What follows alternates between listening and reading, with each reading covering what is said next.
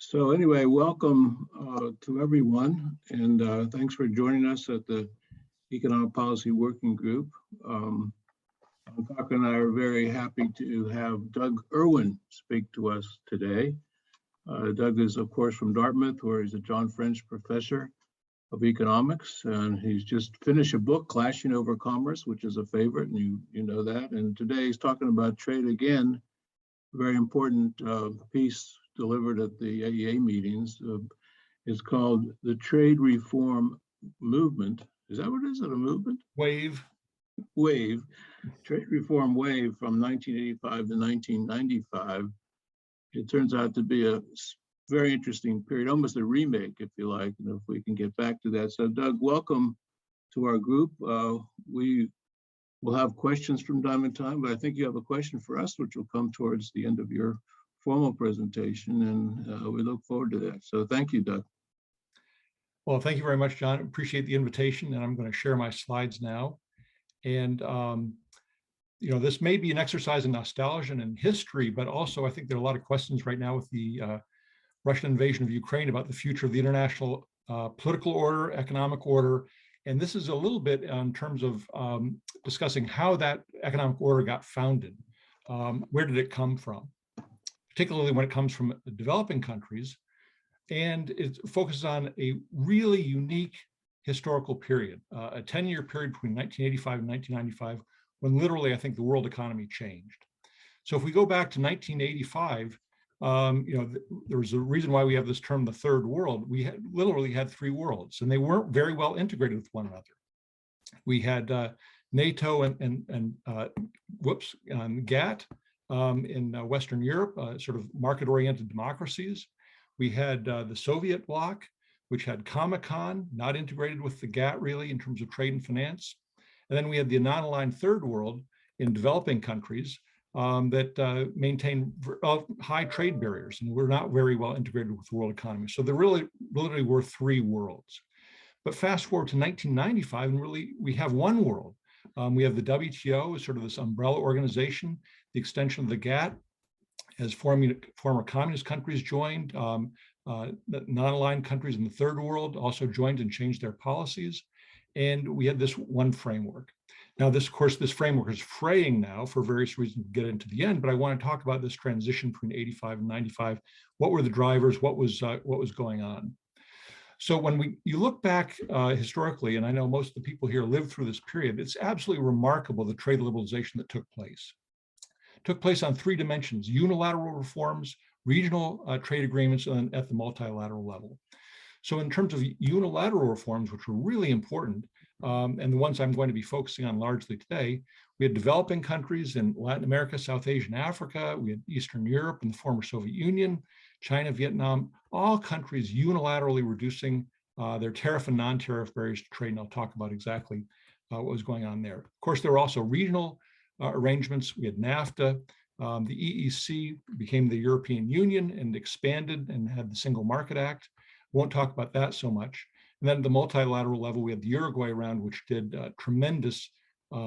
made tremendous progress in extending trade rules, bringing down tariff barriers. And of course, we had the WTO created as a result of that. But this largely came at the end of this process, which started much earlier with developing countries.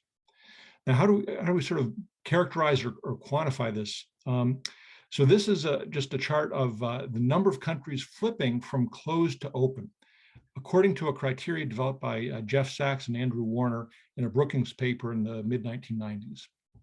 It's based on tariff levels, non-tariff barriers, whether your currency is overvalued, whether you have state trading, things of that sort.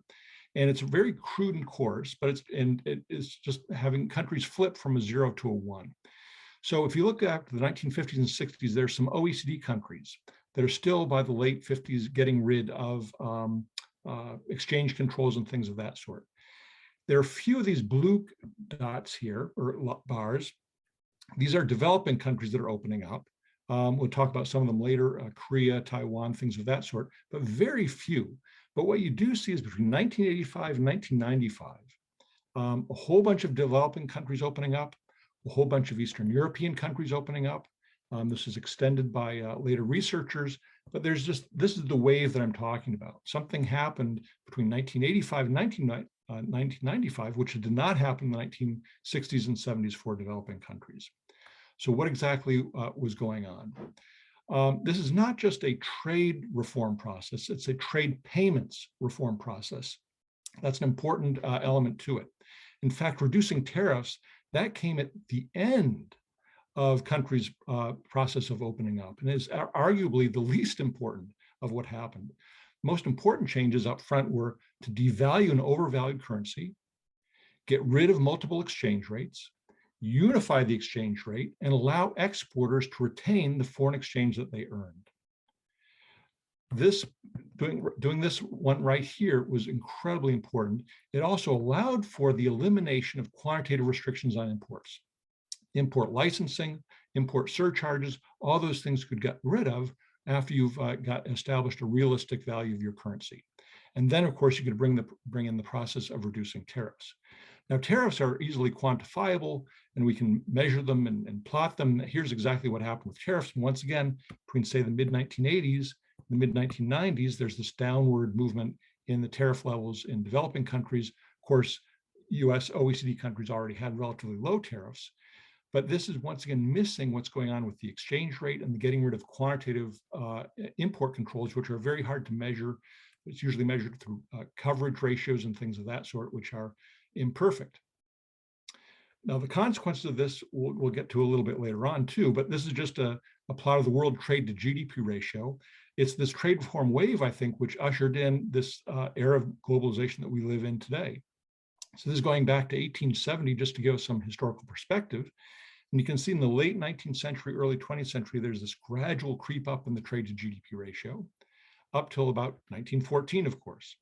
Then there's this rather steep decline in global integration, both in finance, this is just measuring trade, that occurs not just because of the 1920s and the dislocation from World War I, but the Great Depression and what have you.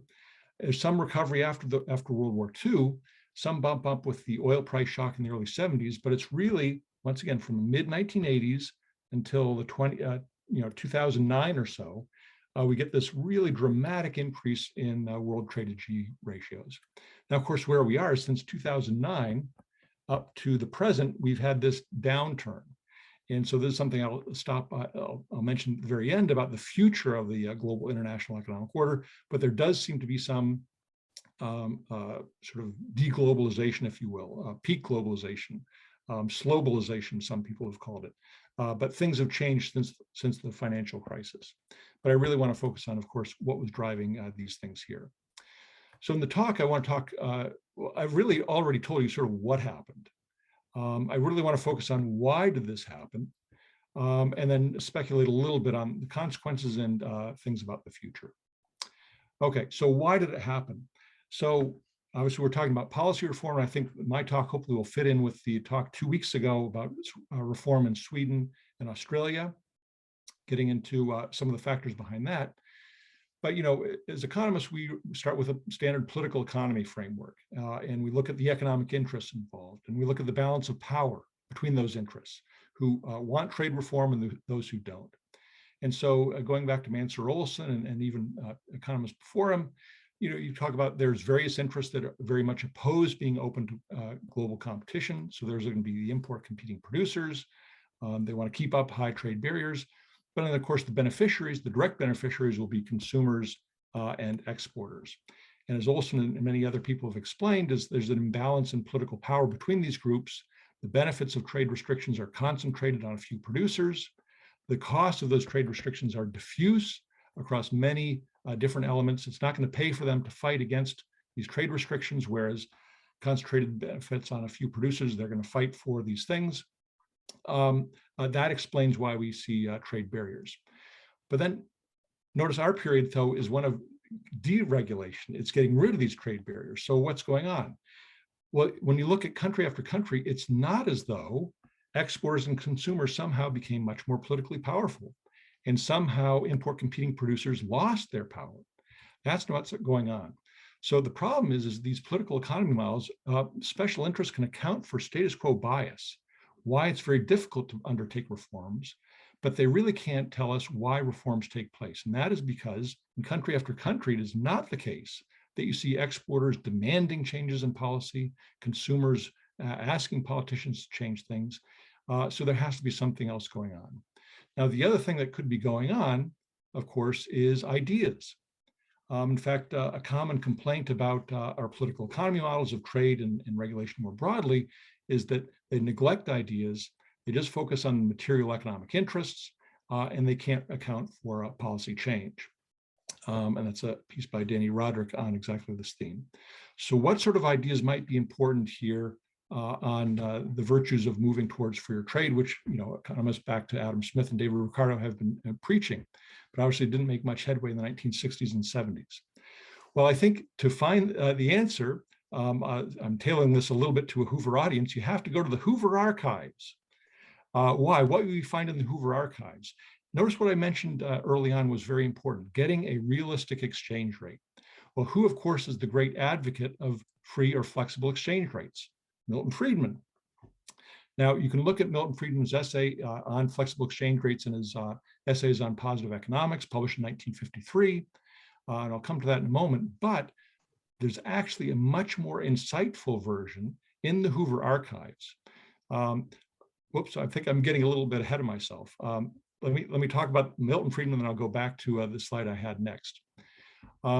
So here's in the Hoover archives, the 1950 draft, because Friedman had visited Germany, I believe, and was advising the Western powers on economic policy.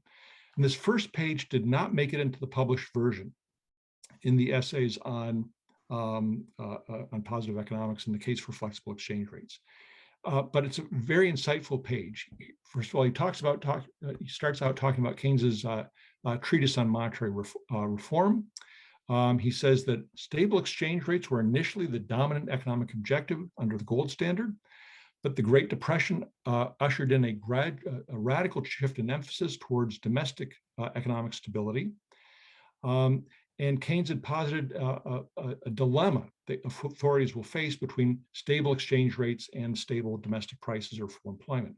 But here's where Friedman is very insightful. He says, this dilemma, and now he's talking about the post-war period, has now become a trilemma: fixed exchange rates, stable internal prices, unrestricted multilateral trade.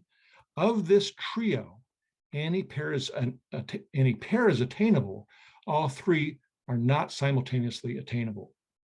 In other words, there's going to be trade-offs in these policy objectives. And so here's basically the Friedman trilemma that he's laying out here.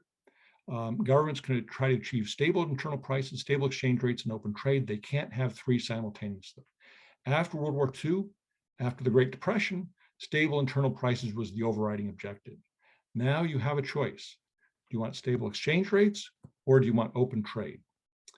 And essentially, the ideas that I'm going to be pointing out to is that he said, let go of the exchange rate to keep open multilateral trade. And so if we go to the published version, here's exactly what he says. Make exchange rates freely determined because it is absolutely essential for the fulfillment of a basic economic objective, the achievement and maintenance of free and prosperous world community engaged in unrestricted multilateral trade. So this is the first page of the published version, which did not include that the remark about Keynes and the trilemma. Let me just go back for one moment and talk about, so how are these ideas important that Friedman and then later contributors have suggested? So the idea that I think is important is, how do countries adjust to balance payment shocks? So let's say a country has some sort of adverse shock. There's a terms of trade shock. So the price of your exports collapses, price of your imports goes up. You have a loss of foreign aid. There's some sort of loss of foreign lending. That's going to lead to a shortage of foreign exchange, and you have to do something about that. Countries have to respond in some way. So here are sort of three possible ways that implicitly Friedman is referring to. You can have deflation. That is, you can try to reduce your export prices, reduce your domestic price level, and become more competitive on world markets to balance international payments. You can allow the currency to depreciate, or you can impose import controls. And Friedman's point is that it made it by having fixed exchange rates and not permitting that deflation anymore after the Great Depression, you're implicitly getting countries to impose these import controls. We'll see how that plays out in developing countries momentarily. Now, in the early post-war period, there was a sort of a prejudice, if you will, against allowing your exchange rate to change. The whole Bretton Woods system was fixed but adjustable exchange rates, with the emphasis on the fixed and less on the adjustable. Why was that? Well, there's a view that exchange rates were ineffective at maintaining external balance. The Marshall error condition was not thought to be hold because estimated elasticities were very small. It's just amazing how powerful that idea was. There would be an adverse terms of trade effect as a result of depreciating one's currency, once again, completely exaggerated in hindsight. The fact that it would increase inflation in countries who are trying to bring that under control. It would lead to an undesirable redistribution of income towards, say, exporters, landed interests, and what have you. And so in the post-war period, there's a view that you really don't want to devalue. And under the Friedman trilemma, of course, that means that you're going to sacrifice open trade. You can impose import restrictions to keep those exchange rates stable. Okay, so here's just another way schematically of thinking about it. So once again, you have some sort of balanced payment shock. Once again, terms of trade deterioration, foreign aid, loss of foreign lending, all of these will play a role in different countries at different times. If you don't change the exchange rate, what do you have to do? You have to repress imports, because otherwise you're going to lose all of your foreign exchange reserves. So you maintain the exchange rate, you start rationing foreign exchange, and you impose quantitative restrictions on imports to save up and secure your foreign exchange. And of course, that's import repression. I know Sebastian's on this, and he exactly points this out in an important paper that he's written on devaluation controversies in developing countries from the Bretton Woods period. And here, of course, is the key part where he says, and let's have to move one thing here, that even under conditions of obvious fundamental disequilibrium, the economic authorities in developing countries tended to resist devaluing their currencies. Instead, they imposed trade and exchange controls in an effort to avoid balance of payments crisis. This historical resistance to devaluations had its roots in deep skepticism about the effectiveness of exchange rate adjustment. That's exactly what I'm talking about. The result was, because you didn't adjust the exchange rate, you had very overvalued currencies. And these are the black market, the share of countries with black market premiums above 20% or above 40%. You can see in the 60s, 70s, and 80s, about 30, up to in the 1980s in particular, where up to 40% of all countries have extremely overvalued currencies. And that's why these import controls are coming in. I know Michael Bordo has also written on this sort of thing, why clashes between internal and external stability goals end in currency crisis. This is exactly it. When you have these overvalued currencies, you're trying to both stabilize domestic prices and the exchange rate. Something's got to give, and you'll end up in a crisis. Now, there's an alternative approach. Can I, sorry, Doug, very quickly, because I will forget to ask this. Where are those data? Those are really interesting. Are those from the PICS yearbook? Yes, that's basically where all these data come from. This is from a working paper by Bill Easterly. I've asked him for his data so I could reproduce this myself, but it's in an NBR working paper on exactly this. Okay, so I think it's the PICS yearbook. It used to have it. Okay, thanks. I have other questions, but I'll wait. Sure. Thanks. Great paper. I see there's some other paper questions. I can't see everyone here, so please just. Mike Bordo. Mike Bordo has a question. Mike. Sure. Yeah, Doug, this is great. But what you've done under trade restrictions, I think you've also lumped in exchange controls, right? Because it wasn't just tariffs and stuff, but it's really the exchange controls that they were most worried about. And later it morphs into a discussion about capital and capital controls, and the Mundell trilemma put capital in there, but actually, see, Friedman was ahead of Mundell, and Russ Boyer picked this up a long time ago. I don't know if he told you, but so that's what I was just wondering. I mean, you sort of morph these two things together. Yes, actually, a big part. I'm sort of trained as a trade person. I think in terms of tariffs, but what I've come to realize, thanks to reading so many people are in this room and studying the history here, is that the biggest trade barriers are overvalued currencies, which give rise to rationing of foreign exchange, import licenses, import surcharges, other quantitative restrictions on imports. Tariffs aren't where the action is. It's all those payments restrictions and getting access to foreign exchange that is really critical. So hopefully that clarifies things a bit. Now, in terms of the alternative to import repression is, if you have this balanced payment shock, you try to promote exports. You try to increase your foreign exchange earnings. And there, it's what I would call the trade policy two-step, or the trade policy three-step. You devalue and adopt a more flexible exchange rate so you don't get real appreciations. You can eliminate quantitative restrictions, and then you use tariffs, or you can start reducing tariffs to regulate trade. Instead of all those other discretionary administrative things. And of course, the two people who really sort of made this stark choice and the importance of export promotion important were Ann Kruger and Jagdish Bhagwati in really a lifetime's worth of work, but these two books, which sort of summarized a big NBR project in the 1970s, really brought this home to economists.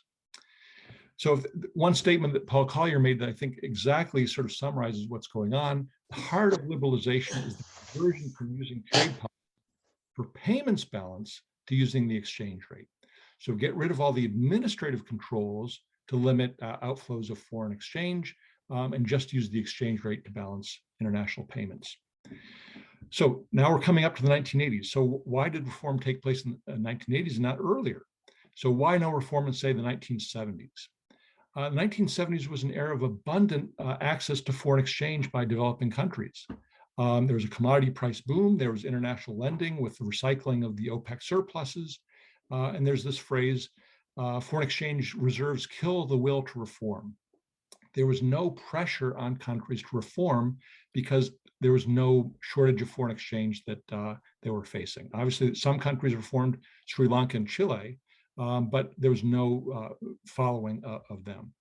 So what happened in the 1980s that that allowed this reform wave to take place? Well, first of all, this was an era, unlike the 70s, of a scarcity of foreign exchange. And that's because developing countries experienced all three of the balance payment shocks that I mentioned earlier: declining terms of trade, decline in foreign lending, and declining foreign aid. Obviously, the configurations will be different for different countries. So that scarcity of foreign exchange forced countries to shift from import repression to export promotion. The goal was you had to increase your foreign exchange earnings. You couldn't just clamp down on imports and try to save foreign exchange. And so you have to promote exports. And so what you see is not just the changes in the tariffs and the what have you, which came later, but changes in the exchange rate regimes. So there's just the number of countries adhering to a fixed exchange rate regime or a flexible regime. These are developing countries. In the late 1970s, not much change. But in the early 1980s, you see more and more countries adopting a much more flexible exchange rate regime. The number of countries with fixed exchange rate regimes was declining. So you're getting that exchange rate flexibility that Friedman had talked about. How about the share of countries with multiple exchange rates? It was about half for most of the post-war period, but once again, mid-1980s, there's a tremendous change in the exchange rate regimes adopted by countries, and they unified their exchange rate, got rid of multiple exchange rates, which were implicitly also a trade barrier, and improved their payment system that way. And of course, going back to the black market premium, when you move to more flexible exchange rates, the share of countries with overvalued currencies just drops like a rock starting in the early 1990s and thereafter as these exchange rate regimes change. Okay, so that's sort of a description of what was going on. And so I still haven't answered the question, well, what's driving this? What is accounting for the shift from import repression to export promotion? We know that now what the goal is. The goal is to overcome a shortage of foreign exchange. It's not special interests that were pushing for this. It was economists. And of course, here's where ideas are important. It's economists in central banks, finance ministries, and what have you. And largely the battle is not one between the government and private sector interests. It's within the government between different agencies about which way the country ought to go. And those are the ideas that economists in central banks and finance ministries embraced that I've talked about. course, here I want to bring in Al Harburger because he sort of buttresses this case in a paper he had in the AEA Papers and Proceedings a number of years ago. He says, just looking at the first paragraph here, he says, where does economic policy reform come from? He says, it's not a product of pure forces of history, something that happens because its time has come. Far from it. In every case in which I have close personal knowledge, the policy would, in all likelihood, have failed or never gotten started but for the efforts of a key group of individuals, and within that group, one or two outstanding leaders. That's exactly what I've found as I've looked across the array of countries opening up and changing their policy. Once again, some of the forces operating are different, but there's often just a few individuals who are driving things. These are some of the cases I'm trying to take a closer look at.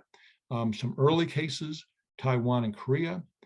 Chile is, of course, an important one in Sri Lanka in the 1970s, and then just a plethora of cases in the 1980s and 1990s, usually with a key individual, often Western trained, a PhD in economics, and sometimes in international agency.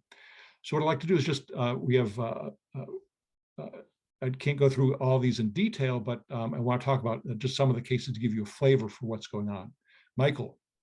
No, I was just backing you up that I was going to talk about the IMF, and in this period, they were bringing lots of smart people from all these countries into the research department and other place, and these ideas were being, sort of being proliferated there. I mean, I went to the fund for many years, and I got to know the people in Calvo's group. That's a little later, but it's the same story, and they all went back, and they all did wonderful things. So, it's the universities and Harburger, but also other universities and the fund that sort of, I think, are the disseminators of these ideas. And actually the World Bank too, Turgut Özal, former World Bank economist engineer. Manmohan Singh was never at the bank, but one of his deputies was a key figure at the bank. Just to mention some of the others, I did mention S.C. Tsiang, who taught at the University of Rochester and Cornell for many years. He was at the IMF during this period. He was a student of Friedrich Hayek at LSE. He got his PhD there in the 1940s. And obviously Chicago is important. So actually, it's good that you mentioned the IMF. I'll have a little quiz later on coming up where I'm going to test some of your views on some of these things. But Tyler, you have a question. Yeah, great talk, really interesting. Just question in terms of coincidence, is it also relevant that this change happens to coincide with Volcker's war on inflation? I mean, it's a lot tougher to maintain an overvalued exchange rate when the United States is jacking interest rates up to 20%. Absolutely, because that's generating the balance payments problems for so many developing countries. That's the terms of trade shock because commodity prices fell. That's the drying up of international lending, which had been so abundant in the 1970s. And not sure much, so the decline in foreign aid, but that's 2 out of the 3 shocks that is affecting the balance payments position of so many developing countries, once again, in the early 1980s, forcing these reforms.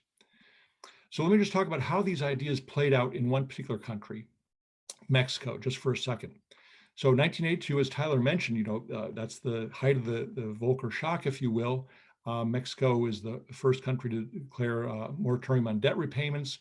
Obviously, they're in a major crisis. Their initial response was import repression. 1985, they're still in crisis, but they shift towards freer trade. So what happened here? What accounts for that shift? Well, they changed the economic team and the ideas that are behind economic policy. So here's an article from the New York Times in 1982. It talks about who is advising the administration when that crisis hits. And it turns out it's economists at Cambridge, UK, Anjit Singh and Nikki Kaldor. And just look at this first paragraph here. Strict controls on imports, foreign exchange curbs, big budget deficits, nationalization of the banks, vast foreign borrowings. These are all part of a radical economic experiment underway in Mexico, an experiment that places Mexicans at it reflects the startling ideas of a group of economists at Cambridge University in the UK. Here's a quote from Singh. If you simply open your borders, you simply will get wiped out. And so they rejected free trade. They rejected the open economy model. I should mention this article appeared just when George Stigler won the Nobel Prize. They also featured some of his writings in the New York Times section here. The quotes here are just amazing. So Martin Wolf, who you now know is columnist for the FT, he called these ideas deeply dangerous and motivated by the most deeply dangerous and motivated by very dangerous ideas, basically preaching catastrophe, trying to close up the economy. But Nicky Caldor said, well, our industry, Mexico's industries are inefficient, they can't compete, so free trade's an impossibility. Well, once again, in '82, they initially went for import repression. And if we look at the share of imports covered by licenses, this is exactly what the Cambridge crew advised the Mexicans to do. Basically, they went to 100%. Every single imports, all imports required a license. And you can see this sort of building up in the 50s and 60s, but it sort of peaked around, sort of tailed off around 70%. But with this crisis, they just import licenses across the board.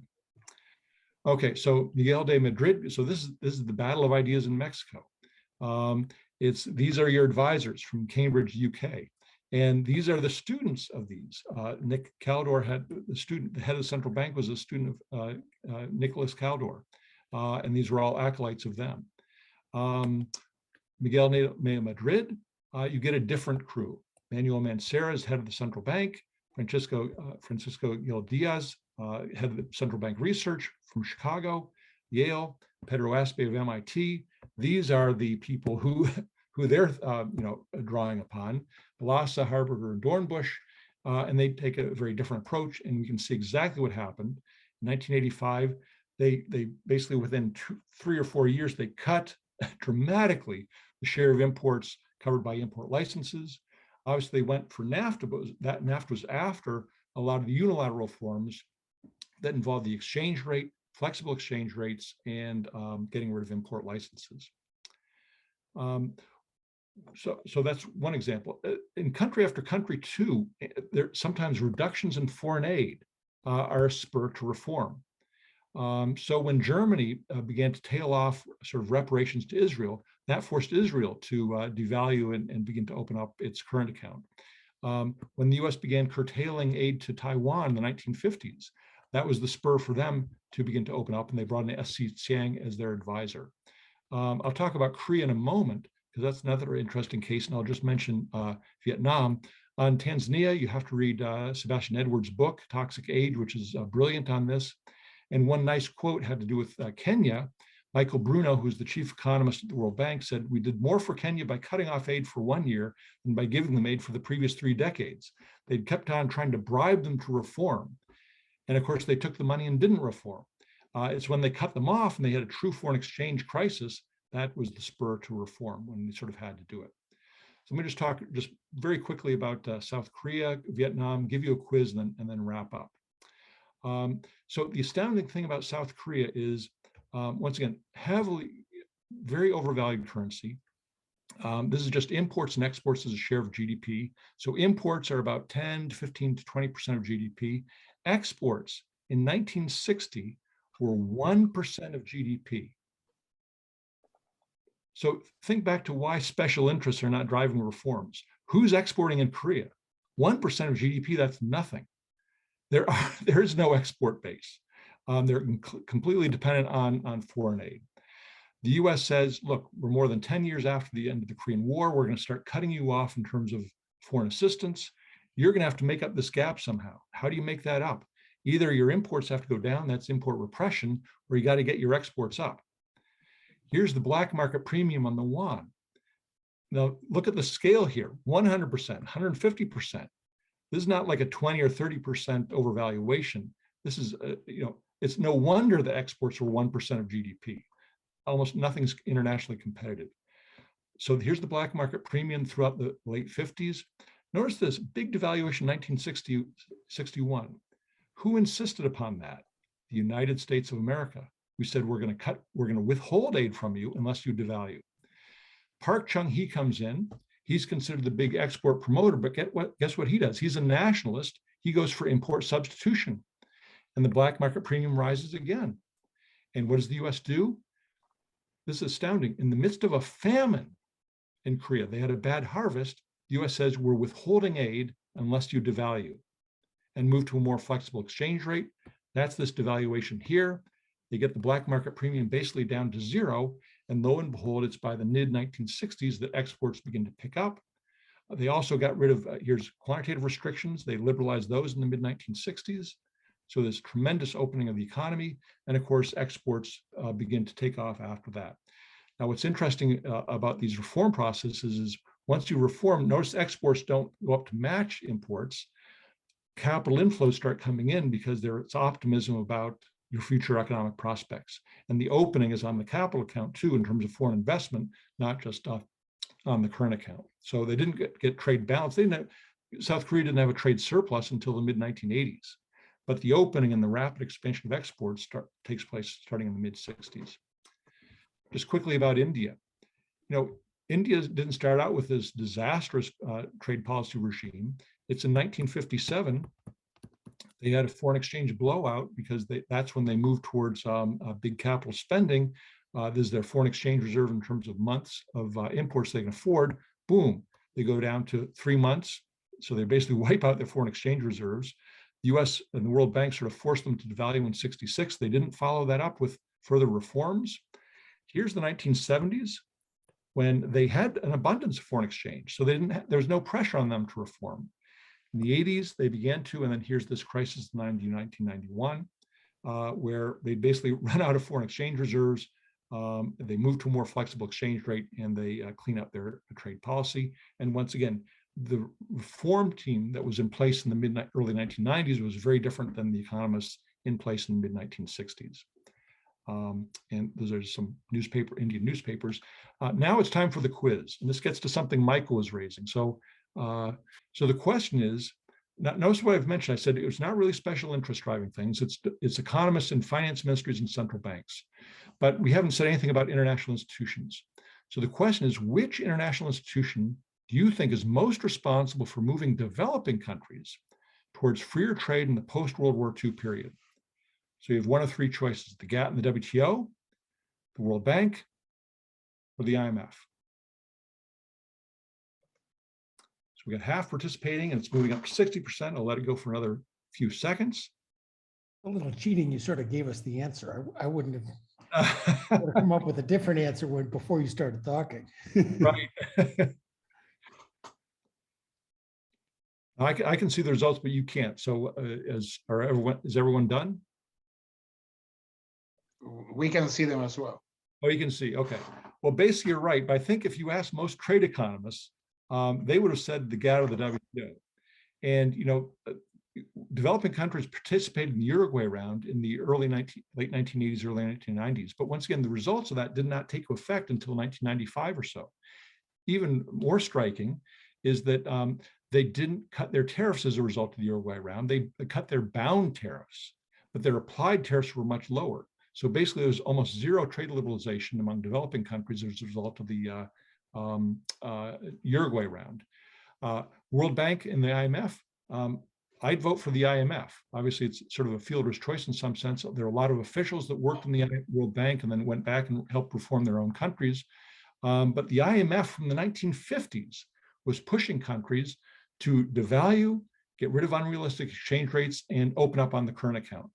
So they weren't always successful, obviously, but they were a major force, I think, at least in pushing some of these ideas. In fact, the one case where this is true is Vietnam. So just tell you the story about Vietnam. Vietnam had no Western trained economists. First of all, what was the trigger for Vietnam? 1988, 89, the Soviets basically cut them off from aid. The Soviet economy was broke, and they cut them off. They had to do something. They didn't know what to do. I've gone through some of the IMF archives, and in December of '88, first of all, they were in arrears with the IMF, so they could get no money from the IMF, but they turned to the IMF for advice. They said, send us a mission and tell us what to do. That mission went in January, February 1989, and they said, look, the official rate, dongs per dollar, the official rate is 1,000. The parallel market rate is like 5,000 or 6,000. it's a wonder you're not exporting anything. The currency is widely overvalued. So in March of 1989, they do this mega devaluation, bring it up to the parallel market rate, and then make the nominal adjustments. And look what happens to Vietnam's trade. Exports were about, once again, less than 5% of GDP. 89 is utter explosion. And of course, that gives you the wherewithal to afford a lot of imports. The goal for many countries is how do we pay for imports? It's not, can we keep imports out to help out domestic industries? Vietnam went from being a rice importer to the world's second largest rice exporter in 2 years as a result of these reforms in 88, 89. So it's just a remarkable story. So I want to get your comments and get some feedback. So let me just sort of wrap up. So what was the rationale for controls? We talk about protecting infant industries or import substitution. It really had to do with the reluctance to devalue, a shortage of foreign exchange, and the use of trade policy, or what I'll broadly call trade and exchange policy, for balance of payments purposes. So the reform took place because the countries needed to earn more foreign exchange. They couldn't just get it by conserving it. They had been they started using exchange rates for balance payments balance rather than trade policy. So they devalued and got more realistic exchange rates. This whole process is not really being driven by domestic interest groups. It's being driven by circumstances, countries being forced to change, and economists who had different ideas about the value of export promotion being very important. That's where ideas come from. I should also say, I didn't have time to talk about this, democracy plays a big role. There's this, partly because of Chile, partly because of Indonesia, partly because of Brazil in the 1960s, there's been this association with economic reform and authoritarian regimes. But it turns out that particularly when you look at Africa and other regions of the world, it's non-democratic regimes that are most resistant to reform. And that's because the allocation of foreign exchange is a way of maintaining political power in autocracies and paying off favored groups. There's the third wave of democratization starting in the mid-1980s in so many countries, later playing out in Eastern Europe. That played a major role in getting politicians to think about the broader national interests and an abundance of foreign exchange and having a decent standard of living. And so it's the case that democracy and freer trade go hand in hand, not autocracy. Now, let me just quickly speculate about the future. And we talked about how trade to GDP ratios are sort of tailing off. I do think reform is going to be more difficult in the future. First of all, a lot of exchange rates have been reformed, so there's not much that needs to be done there. There are a number of countries, Egypt, Nigeria, even Sri Lanka right now, which probably need a devaluation and a cleaning up of the current account openness. But a lot of exchange rate regimes have been reformed. Reserves are high in many developing countries after the Asian financial crisis. So the pressure on countries that they faced in the past because of a shortage of foreign exchange, that's not there anymore. And we have a democratic recession. And so since democracy is under siege in some sense, democracy and free trade, I think, go hand in hand. So why don't I stop there? And I could end by talking a little about Stigler and Friedman and their battle of ideas, but I'll save that in case you want to see it a little bit later. So Doug, thank you so much. There's lots of people with their hands up and mechanical hands or whatever, but I just have if I start with a question, it seems like the free trade is part of and you mentioned this at the end, part of a longer list of rule of law, free markets, predictable policies, smaller role for government, et cetera, that it seems to me, I think of this as all those things together, and free trade is part of it, but not the whole thing. I don't know if you have any thoughts about that. I think so too. I mean, the problem with the regimes that developing countries had regarding current account transactions and trade is that so much was dependent on bureaucratic discretion. Do you get a license or not? Who gets the license?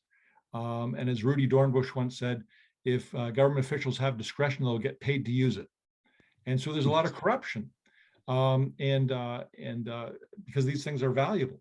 So getting rid of quantitative restrictions, the only way you can do that is by having a realistic exchange rate. These things go hand in hand. Yeah.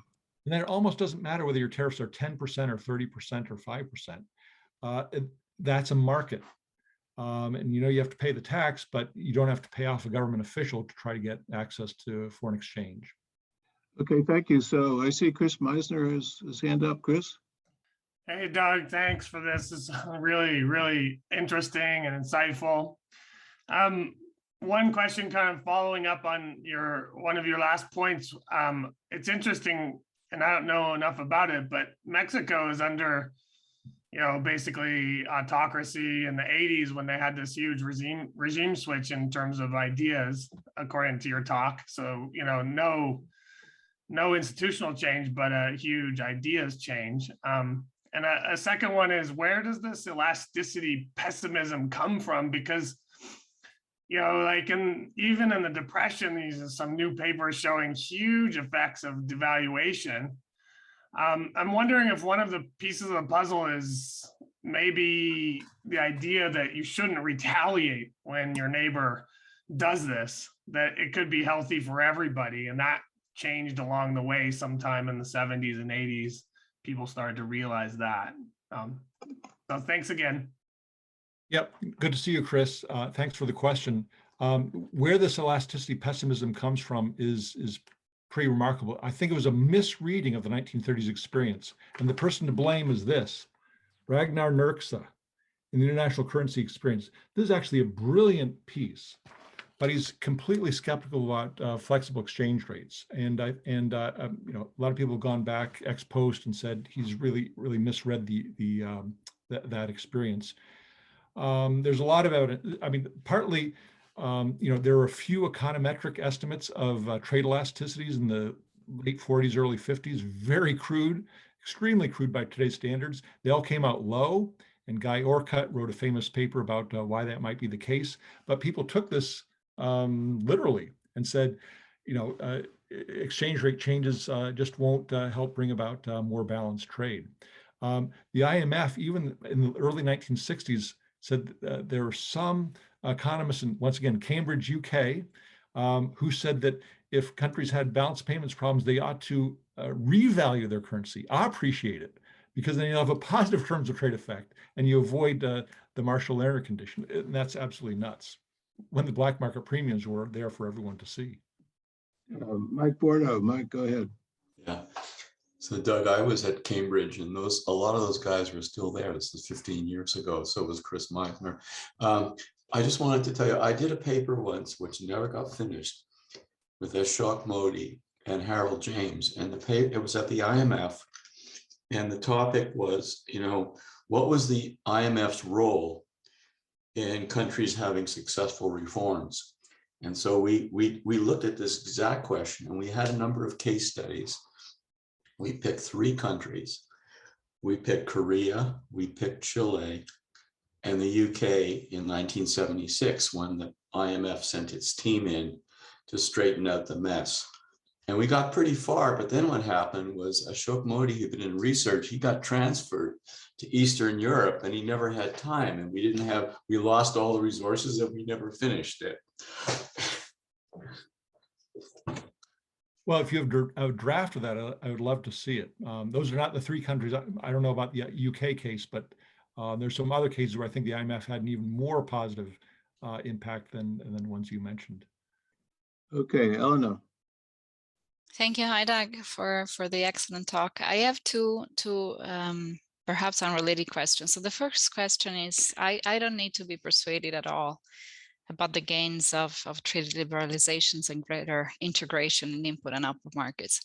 But I was wondering about your thoughts on the issue of financial contagion. I'm thinking about the work of Ellen Ray and others at the London Business School, where the argument is that the greater the integration, the greater the exposure of emerging markets and developing countries to disturbances and adverse impact of monetary and fiscal policies in more developed countries. Do you think the trade policy can ameliorate, or it does exacerbate, as some contend, the issue of the greater financial interconnectedness of different economies at different levels of development? The second question was about your comment on trade policy and democracy, and I'm thinking about China, where the hope was that greater integration would have brought greater democracy or less of an authoritarian hold of the part of the economy and the society, and that is not as happened so far.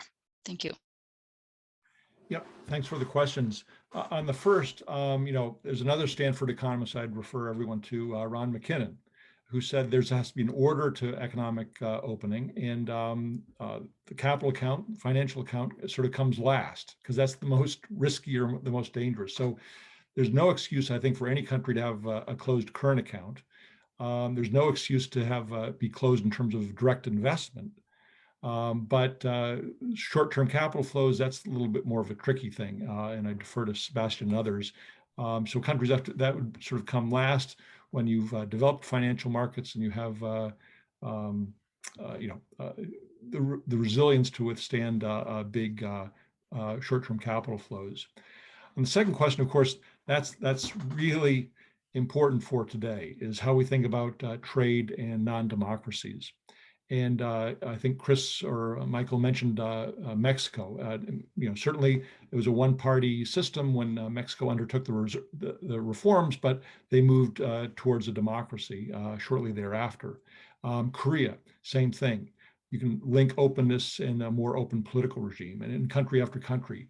But Cuba, Vietnam, China, there's sort of the debate about the embargo vis-a-vis Cuba.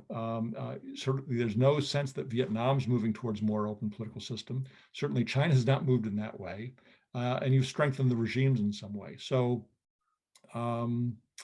that's a harder nut to crack in some sense, and one which I think we have to be somewhat careful, I think, as we're thinking about the future. Can I just quickly follow up on your first point while we're here? Because I thought the whole point of the talk was open up your currency and capital markets first, as opposed to open up trade first. And now you're saying the opposite. So Yes, I was confused as well, I have to say. So open the foreign exchange market for current account transactions, trade and goods. But for short-term capital flows, Korea didn't do that. I'm not sure about Mexico. A lot of the countries sort of postponed that. So a lot of these countries, well, first of all, when the early reformers in the 60s and mainly in the 50s and 60s, international capital markets weren't well developed. So what an opening was basically for the current account. So that's why things are a little bit trickier for the countries opening up in the 1980s. But you said there was sort of capital account shocks were driving. So some of them was terms of trade shocks, but others, it was like capital account shocks were driving things, and that was sending them off. And then they needed that to be open. Yeah, the lending in the 70s and 80s, that plays more of a role. But a lot of it's also just foreign aid, which dominated for some of these countries, the inflow of foreign exchange. So Paul Peterson had a question in the chat room. A lot of the analysis is by the number of countries, especially when you identify the wave. And I'm wondering if every country is equal, or if we should weight the data in some way by the size of the economy or some variable that takes into account really that some of these impacts are huge and some of them are trivial. So have you done this, and would the picture look any different if you used a differing measuring stick? That's one question. And the other one, it goes back to China, because China is sort of the big elephant that's not in the talk, and it's growing very rapidly during the same period. And how much of this story is China and how much is it not?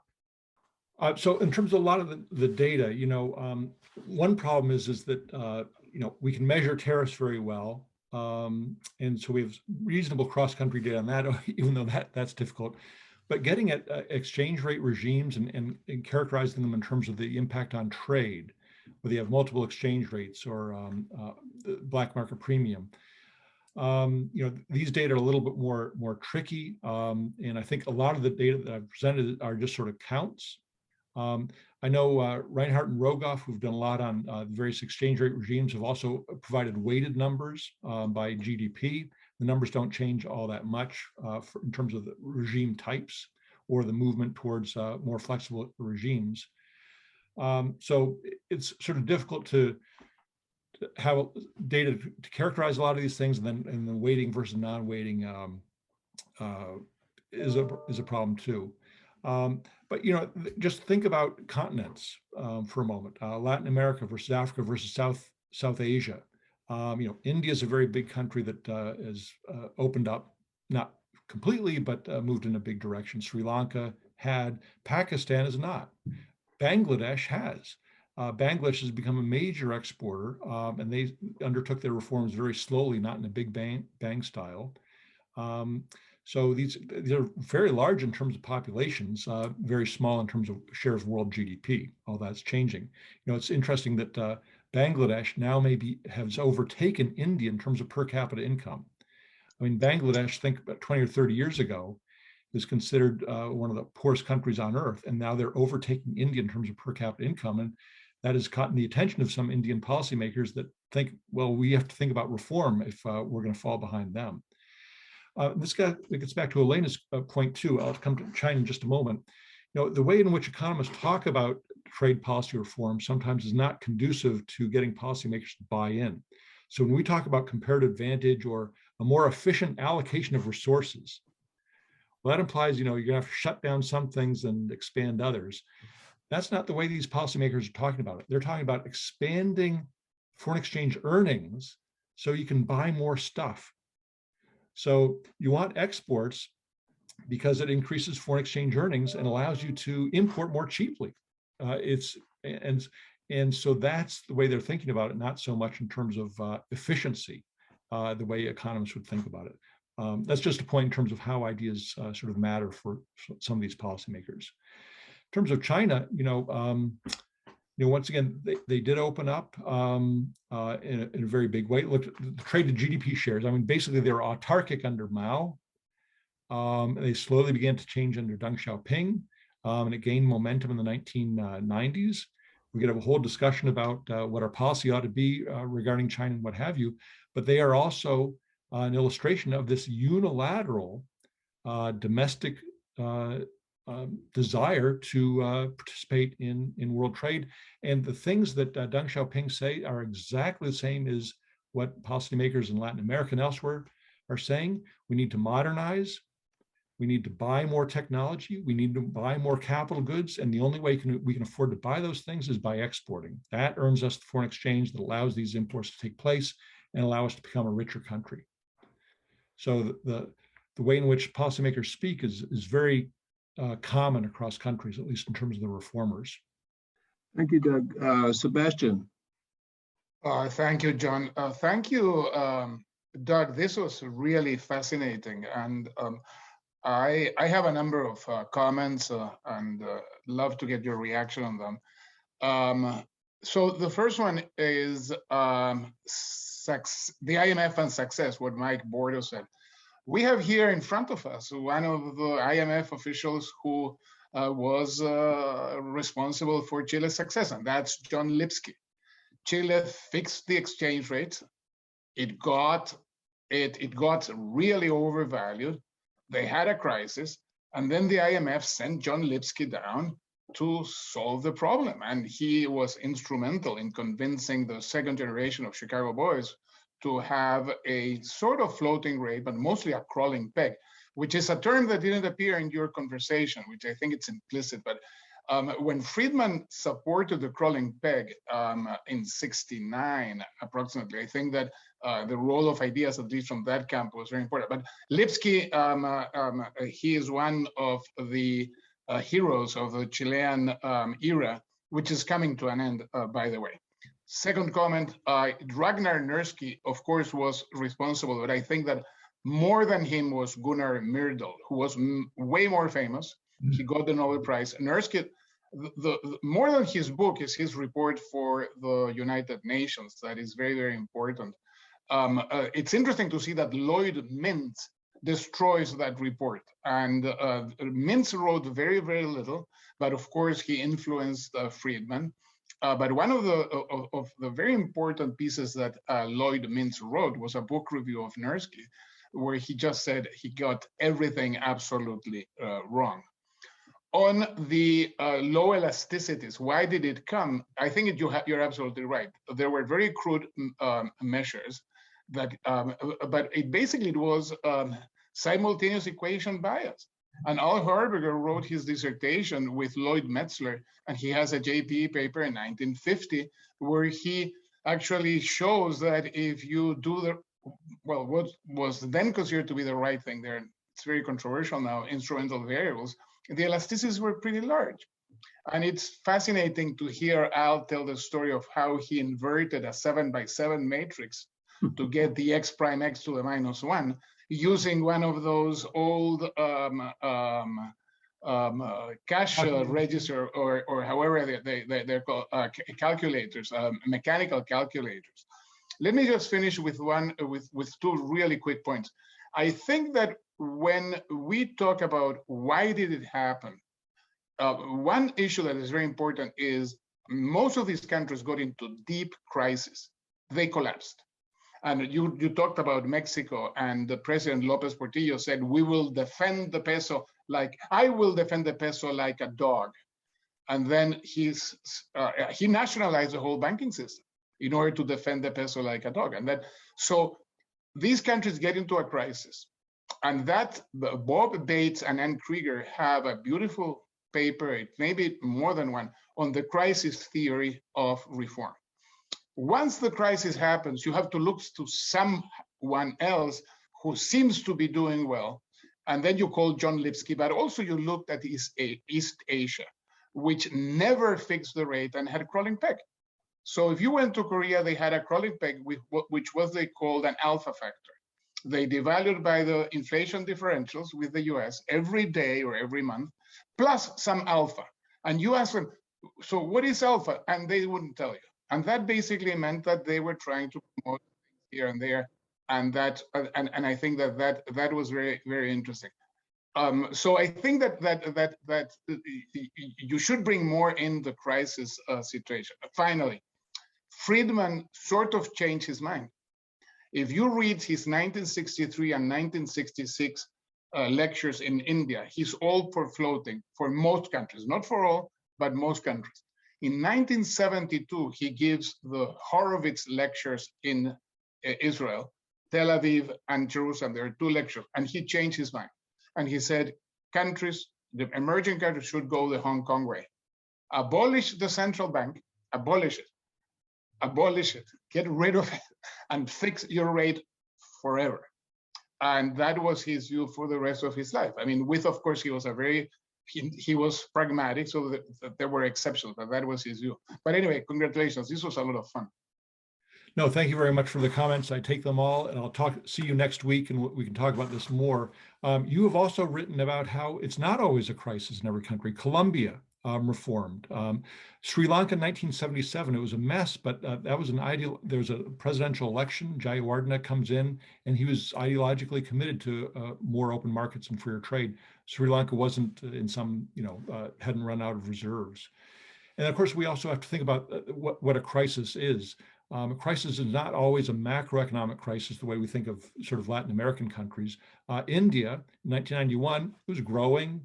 They didn't have a hyperinflation, but they ran out of foreign exchange reserves. So it was truly just a balanced payments crisis. I know that there are other people. When you list names, it's very complicated because you leave some of our favorite people out, like Elliot Berg, Max Corden, Mike Musa, who wrote a lot about sequencing. Ron McKinnon, you mentioned him, but he's not in the list. So anyway, lots of favorite people that played a really important role in the ideas. Yeah.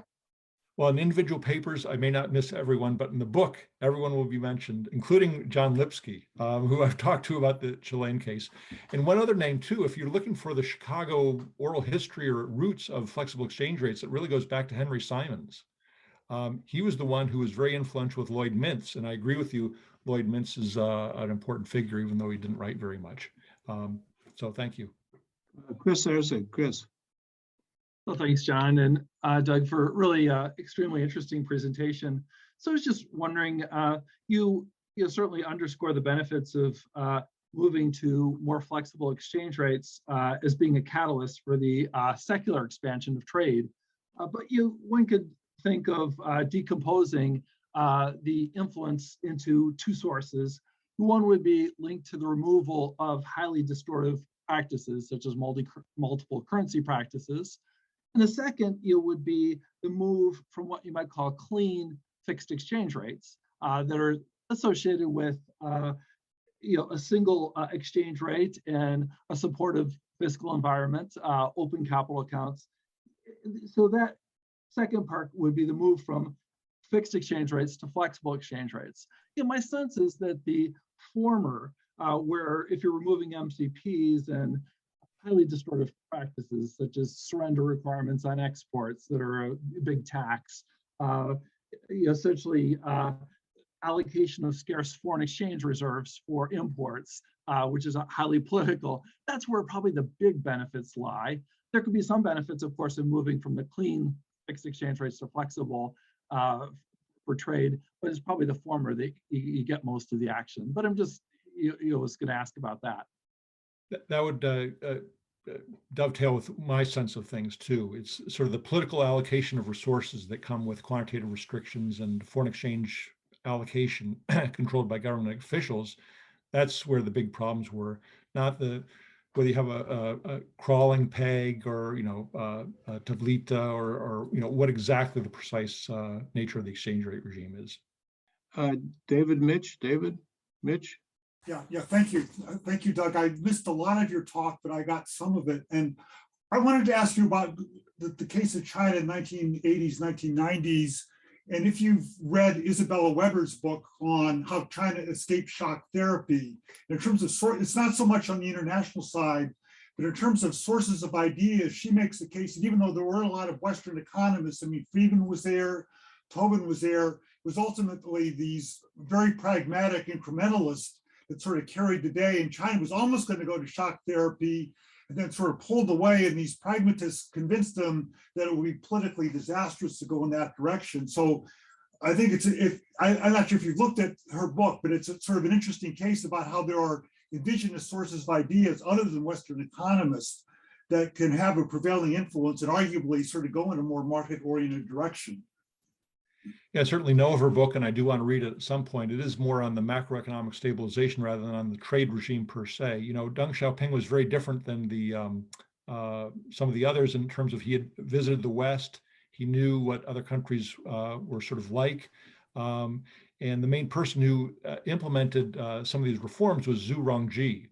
And he started out by pressing for special economic zones in the late 1970s, early 1980s. These flourished and just did incredibly well. He wasn't trained as an economist in the West, but he wanted to expand sort of the idea of the special economic zones and open up the economy, which he did as premier in the 1990s.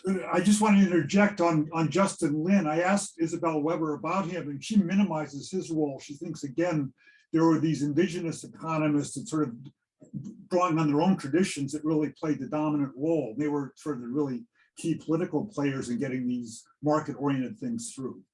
Yeah, I think Justin Lin comes later on. Right. A lot of already started. Okay, thanks. Reece. Nick. Thanks, John. Thank you, Doug.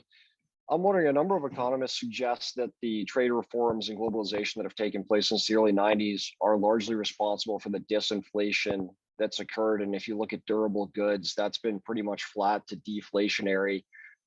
COVID's massively disrupted that major durable goods inflation. If the world is going through a phase of deglobalization, is that going to be sort of a secular tailwind to higher inflation rates, generally speaking?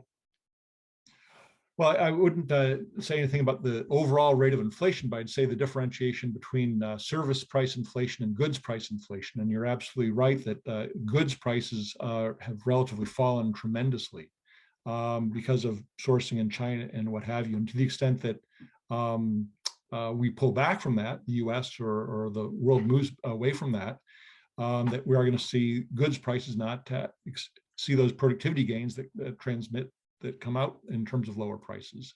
So the gap between service prices or non-traded goods prices and the traded goods could narrow. John Cochrane and then Andy. John. Doug, thanks. This is a fantastic talk. I wonder if you would sort of wrap up general lessons about fixed for floating. One of the things I got out of your talk is we talk about a fixed exchange rate regime and think of it just as fixed, but there's a whole bunch of other policies that go with it. For example, when there's a terms of trade shock, we don't just let things rip. The deflation, we instead try to fight it with import restrictions and so forth, then the exchange rate gets out of control, then we license imports, and then everything spirals out of control. Friedman, you mentioned later, talked about a fixed exchange rate regime, which is really fixed, come and get it, completely open fixed. And then you talked about a fixed exchange rate regime that was fixed with open capital markets or not with open capital markets. That makes a big difference, because I also wonder if I could knock on Friedman's grave and ask him, did you possibly anticipate that exchange rates would vary so very much once they floated? Because like all asset prices, nobody anticipates that asset prices are going to go as nuts as they do. Now, maybe that's because of opening it for capital as well as for trade. I don't know if there ever was a regime where it's completely fixed, completely open for trade, but not open for capital, and when that was as volatile. So all of those things, if you could boil down to us where, maybe where you think the lessons are on the fixed for floating, recognizing it's not, there's like 8 regimes here that we need to distinguish rather than 2. It's really tough. Sebastian and others might be able to weigh in on this too, but there was always a debate between Bob Mundell and Milton Friedman on the exchange rate regime, and they carried that debate into the early 1990s in terms of the euro. Friedman thought the euro would not work and would not play out. Bob Hetzel might be able to weigh in on this as well. But I'm sorry, the euro is exactly what he was saying to do for Hong Kong, which is completely pegged forever, same currencies. They didn't like the euro. Right. So the question is, if you're a developing country aside from Panama, what currency do you want to peg to or adopt or what have you? That's a huge issue. I don't know whether I have any broad lessons, except that maybe if you are going to fix, you really have to make it hard. Because in the 70s, Milton said fix to the yen. He told the Australians. He told the Australians, he goes from Chile to Fiji, from Fiji to Sydney, and then he tells the Australians, guys, if you want to fix to the yen. So it's really very interesting. Also, another anecdote, in Korea in the 1990s, Bob Mandel at a conference that I organized, he was in favor of Korea changing the exchange rate. Manuel Guitian from the IMF, who had been a student of his and was John Lipsky's colleague, was the one who was for fixed rates at that conference. And there was a huge fight between Mandela and Guitian, which was, we just sat there and watched them get at each other. Okay, Andy Filardo. Andy. Hi, Doug. Great talk. Great to see you. I have some construction going on behind me, so I apologize if I get interrupted. But I was wondering what part of the story was played by the small open advanced economies, because what I remember when talking to people in the early 2000s is like Australia, Canada, New Zealand, the UK, they were kind of the leading lights, and their success sort of bred success in the emerging market countries. So I was wondering, and they were, Don Brash and the guys at the Reserve Bank of Australia, these are the flexible exchange rate warriors in open economy. So what role do they play in all this? Great question. So what's interesting about Australia and New Zealand is that they adopted flexible exchange rates in 1984 and 1985. So they were very late to this. And that was a very important part of their reform process because, in fact, Sebastian knows this, but a lot of the timing of reform is if you are going to, if you want to reduce tariffs, you sort of have to devalue to compensate for that in terms of the balance payments impact. And so the Australians and the New Zealanders were very well aware that if they want to move towards more open economy, they have to sort of time tariff cuts with changes in the exchange rate. And of course, Paul Keating in New Zealand, pardon me, Paul Keating in Australia, and then Roger Douglas in New Zealand. It was sort of the playbook of devalue, get rid of quantitative restrictions, and cut tariffs. And they were sort of the OECD countries, they were very late to the process, particularly New Zealand. And New Zealand did things very quickly, sort of Chilean style, maybe even faster than Chile. And once again, the drivers were terms of trade shocks in international lending. When Britain joined the European Economic Community in the early 70s, all of a sudden New Zealand's markets began to dry up. and they had to earn foreign exchange by exporting elsewhere. So last question, Ned Prescott. Ned? Yeah, thanks, Doug. I wanted to emphasize or focus on the importance of the ideas. And it's kind of, I find it very interesting that there's these different groups within these governments that you alluded to, and seem to come to the central banks, is what you suggest, for the more pro-reform and the good ideas. And if I could just say, going into this project, I never would have expected country after country, maybe it's because that's where the economists are and the expertise is. So why do the central banks care about trade policy? And yet in country after country, that's the kernel, the origin of many of these reforms. So these are, sometimes you think they're just focused on domestic price stability or what have you, but they're interested in the broader economy as well. Sorry to interrupt. Yeah, no, that's it. Yeah, I mean, it may be a different dynamic developing. I mean, I don't see the Fed in the 70s being all that focused on on that issue. But anyways, there's like another period, right? So you've talked, I think, done other work on this about like post World War I, where trade sort of goes way, way down. And I'm kind of curious what the role ideas play there. And this ties into this. I mean, there's like, you have shocks going on and you have special interests, which you aren't sort of supportive of the idea there, but there's like, I know a lot about financial reform, and there's periods with bad financial reforms, and then these bad financial reforms last for 60, 70 years due to the special interests. I mean, I think about Reg Q, for example, is a classic example of banking. So I kind of curious, these kind of things must play some sort of role, and curious what you're thinking about that. And is there periods where the bad ideas dominate and things go down the tube? I mean, it seems entirely possible. Well, just sort of sticking to the topic that I sort of have been talking about, and after World War I, there was no Milton Friedman. So after World War I, everyone wanted to go back on the gold standard. They wanted to fix exchange rates again, and they wanted to go back on the pre-war parity when enormous changes in price levels had occurred. So what that means is that you're putting enormous strain under of economies to deflate. And so once again, if your objective is you're going to deflate to do that, you're going to put pressure on the trade regime.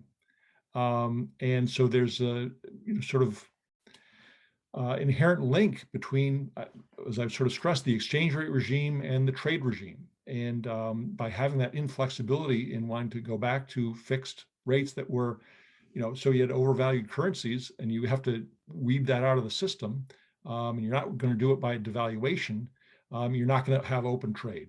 And that's basically what we got after World War I. So, Judd, thank you so much, and thanks for all the questions. I want to, since just one last thing, Milton Friedman, his license plates are over my left shoulder. They're BMW California license plates. It also has MV equals PY. So let's not forget that. The little macro helps. But the equal sign, you can't see it too well, I'm sorry. The California Highway Patrol would always take the equal sign down, and the next day Milton would tell me he put it back up again. So there you have your old first draft of Milton. This is maybe a last draft. So anyway, Doug, thanks so much. It was just terrific, and we appreciate it very much. So come again. It was good to see everyone. A lot of old friends, and good to see you.